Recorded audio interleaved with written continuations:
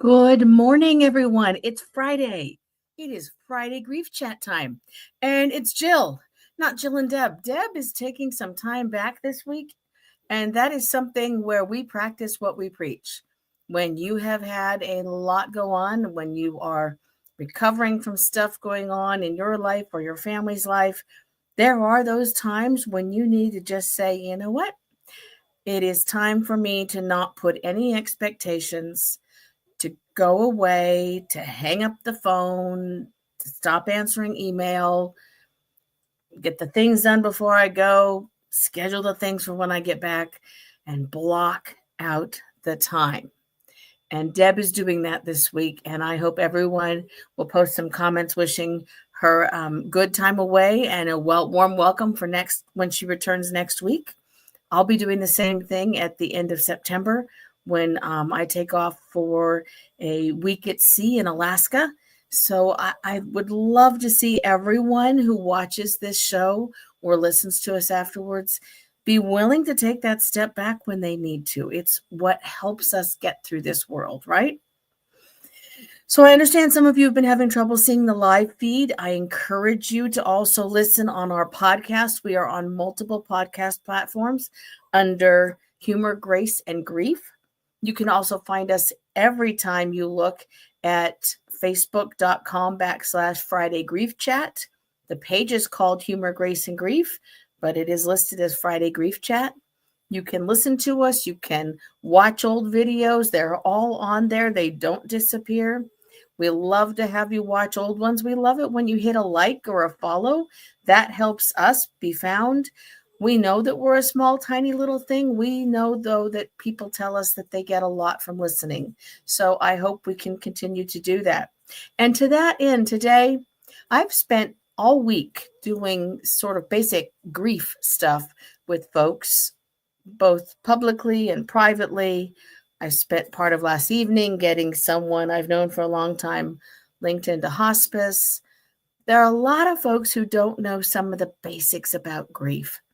They hear stuff, they see things, they look at stuff on Pinterest. By the way, don't do grief on Pinterest. It's some of the most toxic grief stuff you will ever find. It's a lot about grief should never end because otherwise you didn't love someone enough and all those things. And we don't want to do that to anyone. So I'm going to take on some of the most asked questions about grief according to AI, according to a search I did this morning for a couple of hours on all the things people are asking about grief.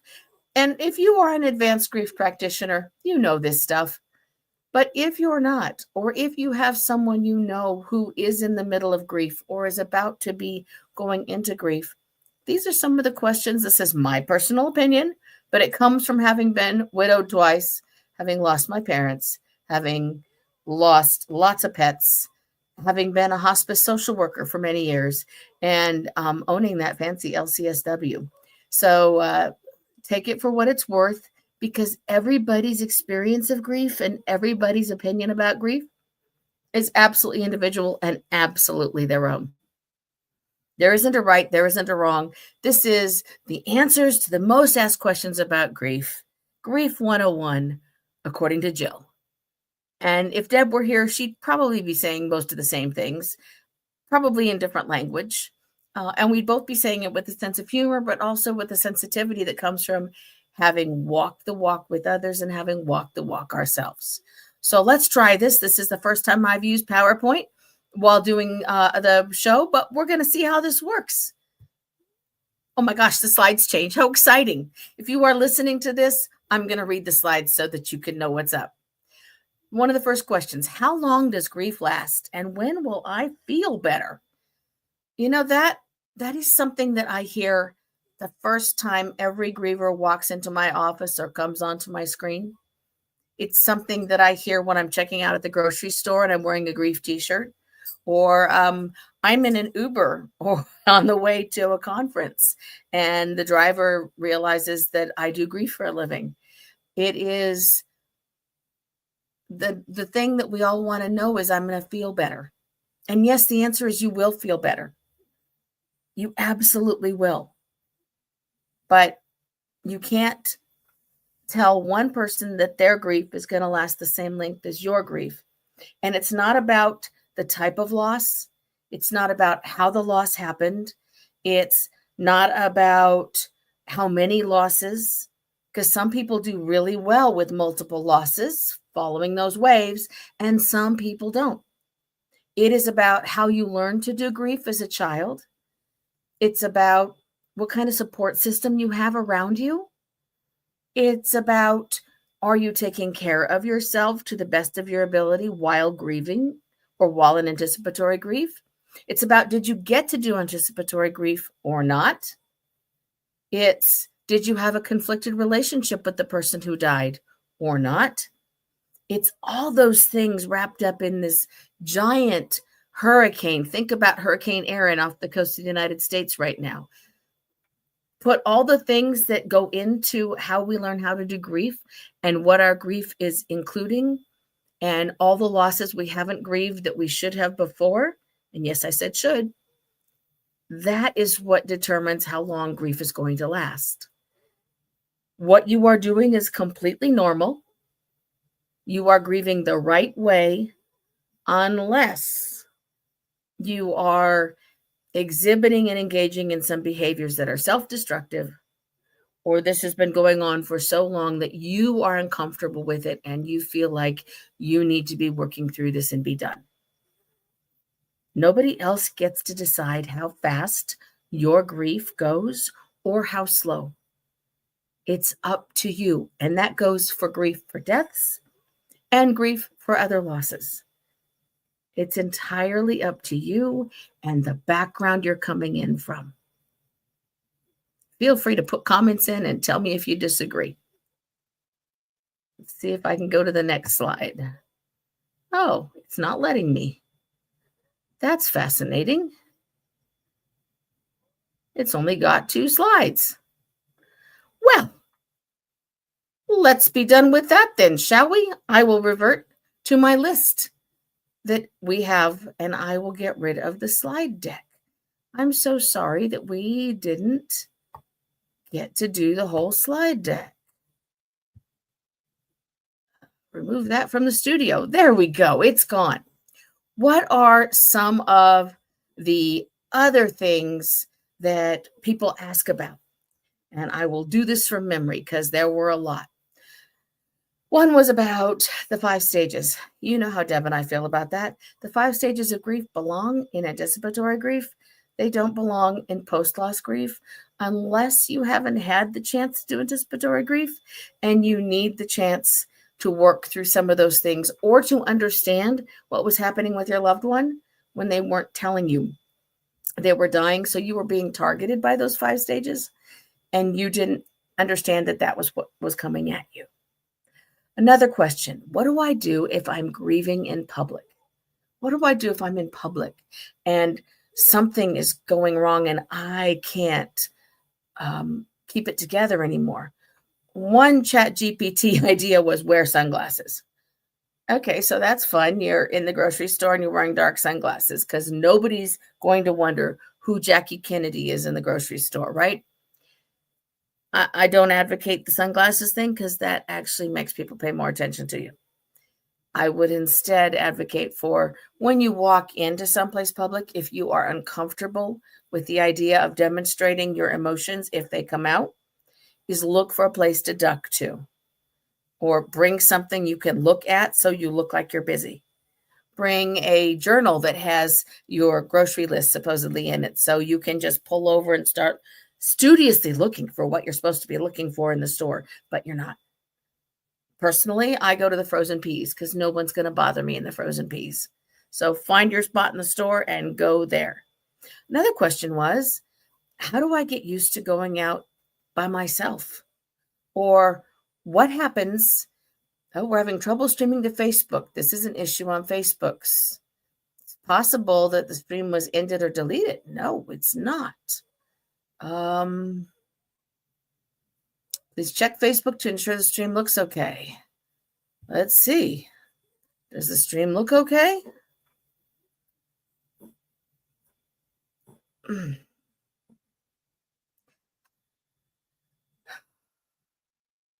I will post this later on Facebook because this is, we're dealing with Facebook issues right now.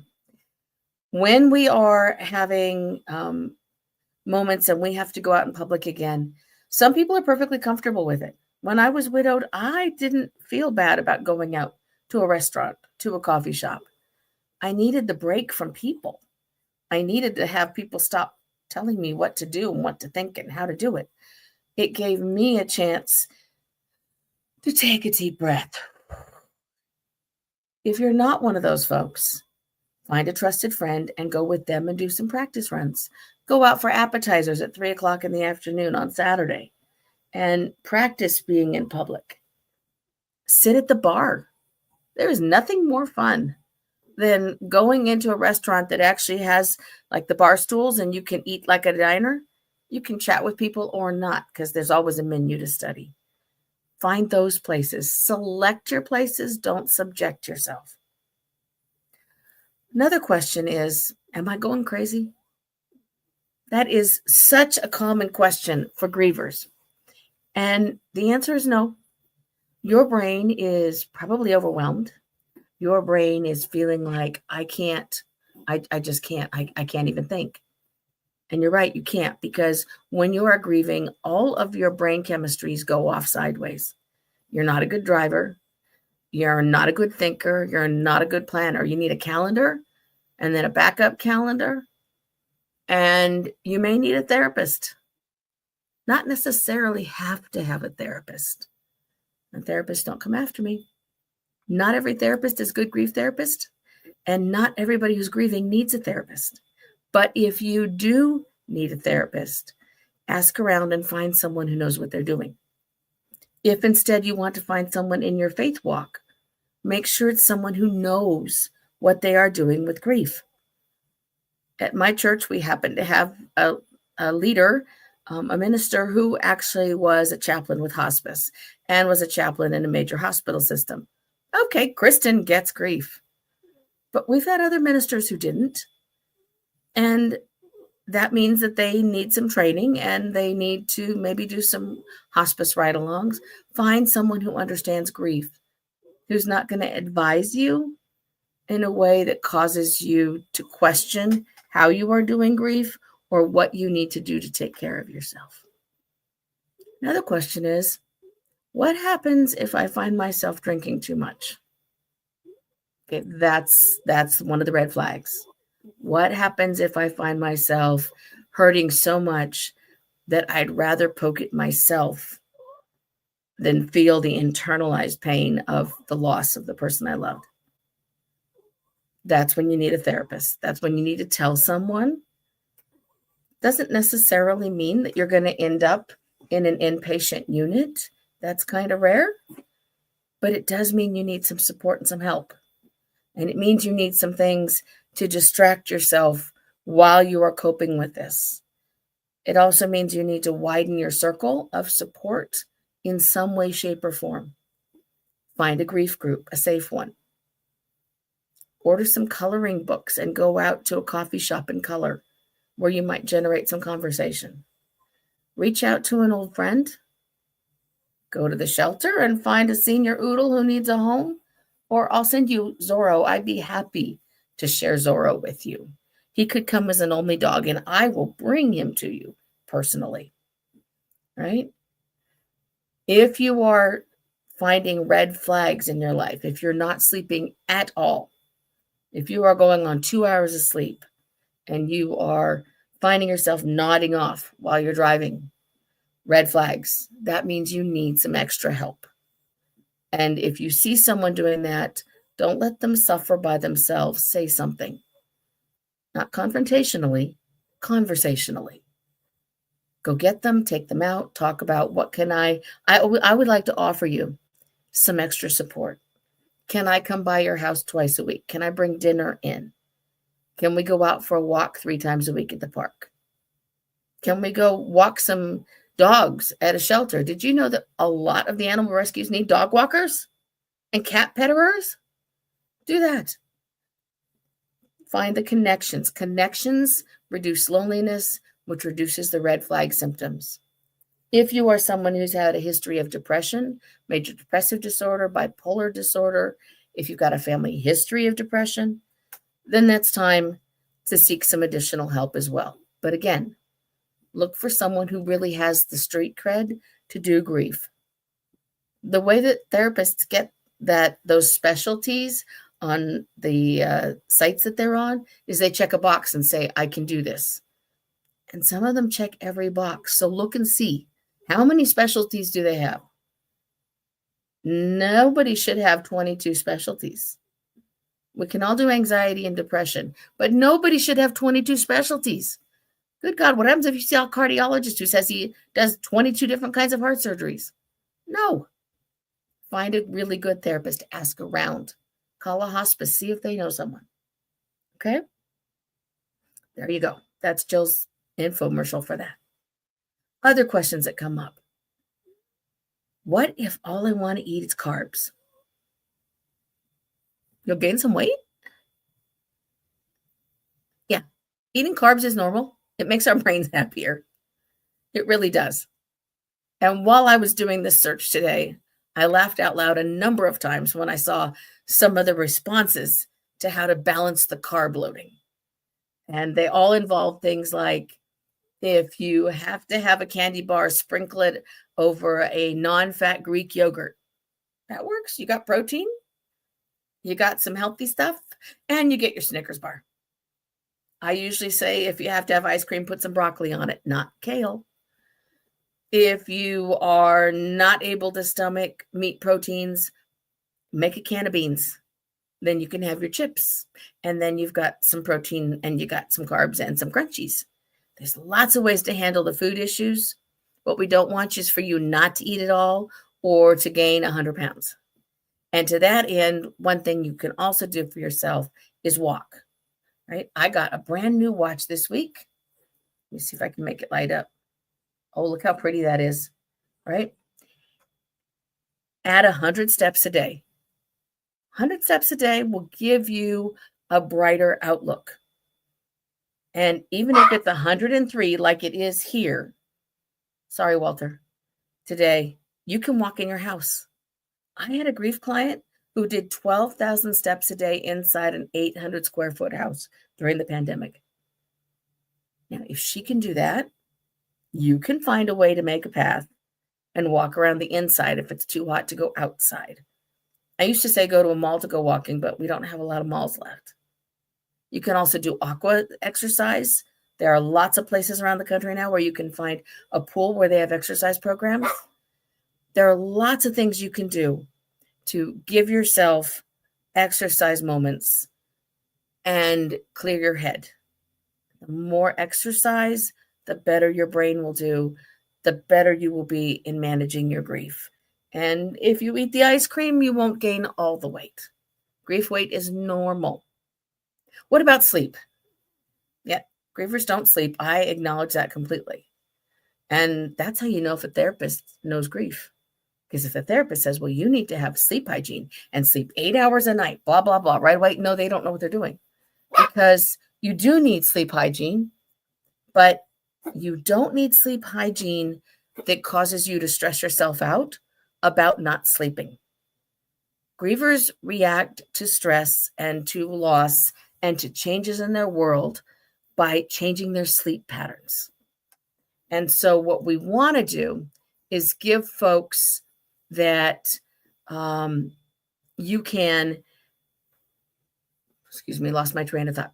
What we want to do is create the ability to get some sleep when you can, to be awake if you can't sleep, but not wake yourself up too much, and then to get yourself back to sleep. There are lots of programs now that you can sign up for free. There are actually some apps now that are designed just to help you go back to sleep after you've woken up. Now, they were created for seniors because we get up to go to the bathroom a lot. Shh. But they work for grievers too. So look those up. You can also do some CBT links on your phone, apps on your phone. Sorry, Walter is very mad that he's on the bed by himself. You can find some apps that will reward you for getting better sleep. Steve says play solitaire. Definitely a sleep inducer, right? Absolutely it is. Find some ways to let yourself sleep. If you need to, change rooms. Check the temperature. Is it 68 degrees? Because if it's not, your body's not ready for sleep. Our bodies sleep at 68. Black out the room more. If it feels uncomfortable to have it blacked out, add a little tiny dim light, not a bright LED. LEDs wake our brains up. But don't expect too much out of yourself. Be realistic. Sleep is important, but naps can also add in and add a little more sleep time. If you're still having disrupted sleep 6 months in, then we need to talk. Okay? Then you need to talk to your therapist. Then you need to talk to your doctor. Speaking of doctors, if you're a griever and you have been a caregiver, even if you haven't, you need to get to the doctor. Yeah, good sigh there. Good sigh there, Zorro. Because grievers tend to not be in great health, especially if we've been a caregiver. We tend to not take care of our bodies, not take care of our hearts, not go get those healthy checkups that nobody likes. Nobody likes that stuff, and it makes us feel more alone. If you're going for your first colonoscopy after being widowed or after losing a parent that you've been living with, then you are going to experience aloneness as well. And that's hard. So find a buddy you can text. Tell your friends to send you 20 funny memes because you're going to be on the throne today. Link in your community and take care of your body because you only get one and it needs to carry you through this. Another question that comes up frequently is, how do I do this with kids around or grandkids around? I don't want them to see me cry. Did you say that to a therapist? I don't want anyone to see me cry? What? You said that? No. No. We want them to see that it's okay to cry. We want to teach kids that crying is normal, that grief is normal. Now, let me clarify. Mourning, mourning, is what we do outwardly. It's how we show that we are grieving. Grieving is what we do internally. And it's a perfectly normal response to a change in our life, to something being removed from our life. Whether it's a person, a place, a thing, an activity, losing a job, losing confidence in our country. Oh, did I say that? Right? There's lots of things that cause us to grieve internally. The question is, are we going to show it by mourning? And the sad part is, we used to do mourning publicly, right? Queen Victoria was a rock star at that. She dressed in black. She put the black wreaths on the door. She went to a wedding for her kid all in black. She did the mourning part publicly. People used to wear mourning pins. First, they wear black for a certain number of weeks. Then they would wear a black cravat or a black pin. They'd wear a black hat. They'd wear a armband. In the Jewish tradition, you rent the clothes. Now you take a strip of black fabric and you put it on. When we do this publicly, it tells people, I need some extra care. There's a story behind where I am and how I'm acting. So why would we tell kids not to do that? Kids need to see that. They need to know that it's okay to cry, to say I'm sad. And the funny thing is, they do that with their friends. If they're not allowed to do it at home, they go to school. Because fully, I think the number most recently was 70% of kids graduating have lost a primary parent, a primary caregiver. It's not unusual for kids to have losses. What's weird is we don't talk about them. We used to do it at home. And now we don't. And we've solidified that. And now we have instant cremation and, oh, they didn't want a service. Everything goes away. No grief at all. It's not good for anybody to do that. That's my humble opinion. I know that's Deb's humble opinion. If the person you lost didn't want a service, they don't have to go to one. But you can have one. If the service was created by somebody who didn't do the service the way that it fit for you, you can have another one. You can redo it. And you don't have to tell them. We can do grief any way we need to, and the way we need to is the right way. That's what I want you to remember. I also want to answer the question, I feel so conflicted. I want to be able to do something fun for somebody who's having an XYZ event, but I'm supposed to be grieving. Seriously, we're allowed to grieve and still laugh. We're allowed to grieve and still attend. We're allowed to grieve even on a cruise ship. Did you know there's a grief cruise? Google it. Yes, there is. There's a grief cruise. Shameless plug. I've got a friend who does one. Go to the grief cruise if you want to go on a vacay to beautiful sites and still have people to talk to about grief. What a concept. We can do CEU cruises. We can do grief cruises. Come on, folks. And if you're finding yourself drinking too much, there are 12-step groups on every cruise ship too. Total package. Total package. You can do that. Other questions that folks ask. What do I do if I have another loss? Well, I'm grieving this one. You grieve both of them. Yeah, you do. You can do it at the same time. Or, I don't feel as bad now as I did when my dog died. That's because a dog is a primary relationship. A cat is a primary relationship.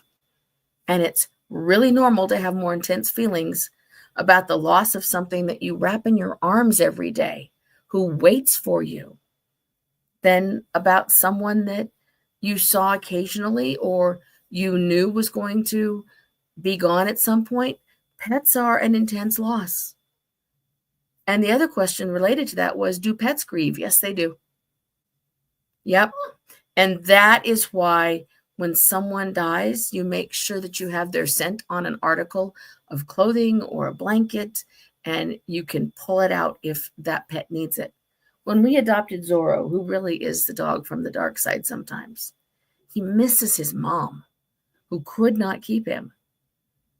We were in the parking lot putting him in our car. He's blind. He was still looking for her scent, going in a car he didn't know. He's 15 years old. And I said, I need something of yours. And she took her jacket off and we put it in the car and wrapped him in her jacket. And he snuggled into that jacket and he sniffed it and he held on to it. We still have that jacket out in our back room. He doesn't really go to it as much anymore. Dogs operate at about the age of a toddler in humanity. So toddlers don't hold on to memories like adults do. But just occasionally he goes and looks for that jacket and he smells it a little bit and he settles down a little bit because he too needs to be able to grieve the loss of the home he came from. Right? Everybody needs the chance to be able to grieve in the way that they need to. Steve says there are no rules with grief. Loss is loss. That's right. Another thing, another observation, this didn't come up in the questions. Comparisons. Deb and I refer to it as my hamster died too. Everybody's loss is different. The loss of a child comes up as the worst loss anyone can have. And for someone who's lost a child, it might be. But for someone else, that's not their worst loss. And so we don't compare losses. You can hear Zorro telling you about his loss. He can't find me right now. He's across the room and he's blind. And he's lost me. Every loss is important. Every loss is significant.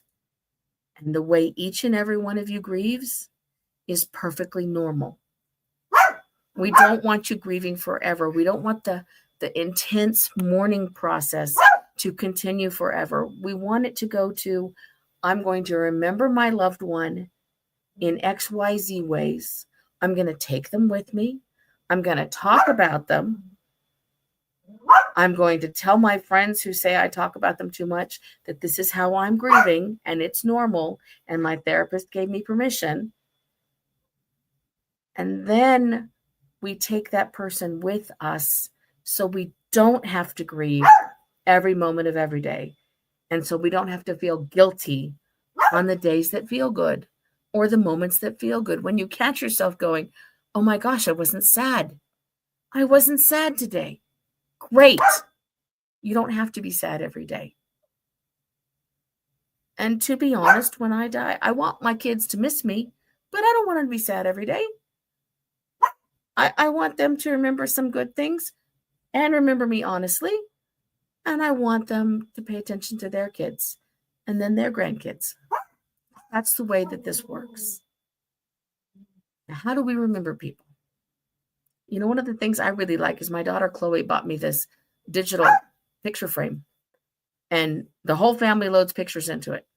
And they load old pictures and new pictures.